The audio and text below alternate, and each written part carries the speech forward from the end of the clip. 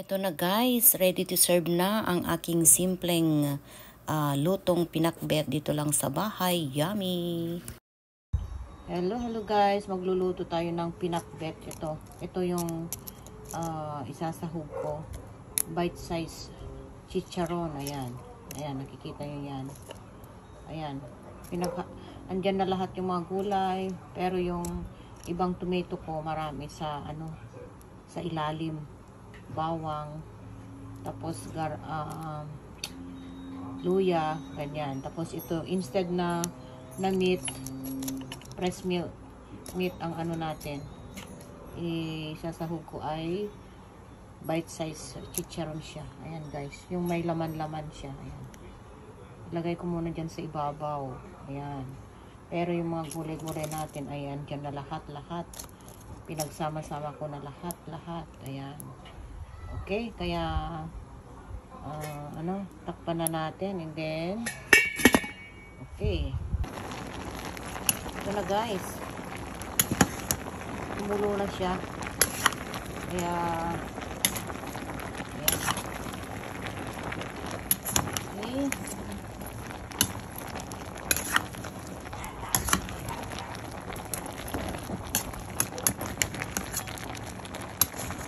Hawak ko kasi yung cellphone.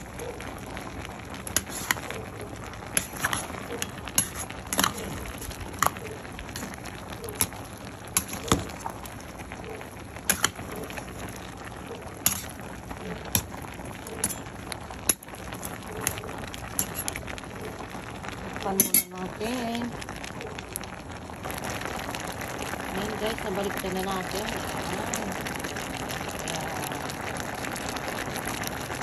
Ayan, hindi pa siya luto. Okay. Ayan guys, talagang tumutulo na siya.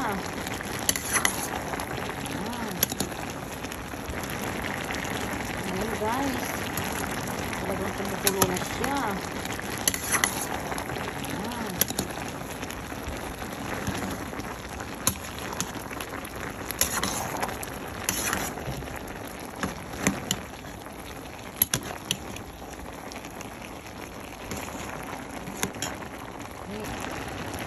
Ayan guys, malapit ang maluto. Ayan. Ayan na siya.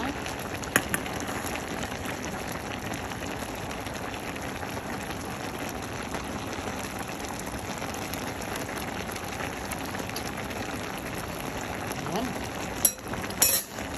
Sarap. Eksakto yung yung lasa guys. Ayan. Okay. Yan guys, luto ng ating pinakbet. Luto na siya. Kaya i-turn off na natin. Yummy, yummy. Kain na tayo. Pinakbet. Pinakbet. I-turn off na natin. Yan. Luto na siya. I-turn off na natin ang fire. Ayan. Okay. Na-turn off ko na siya. Ito na siya guys, kaya ayan. Okay, that's it. Ready to serve. Okay guys, ayan, naluto na ang simpleng luto kong pinakbet dito lang sa bahay. Ayan, ang ginawa ko lang guys ay I mix all the ingredients together. Garlic, ginger, tomato, bagoong, and all the vegetable. Pinagsama-sama ko na lahat with bite-sized chicharon. Ayan ang nilagay ko guys. Ayan, yummy. Kasi hindi naman pang business, dito lang naman sa bahay. Ayan. Okay, thank you so much for watching. God bless you all. Please subscribe naman my YouTube channel kung nagustuhan nyo po. Ayan, let's eat guys. Thank you so much.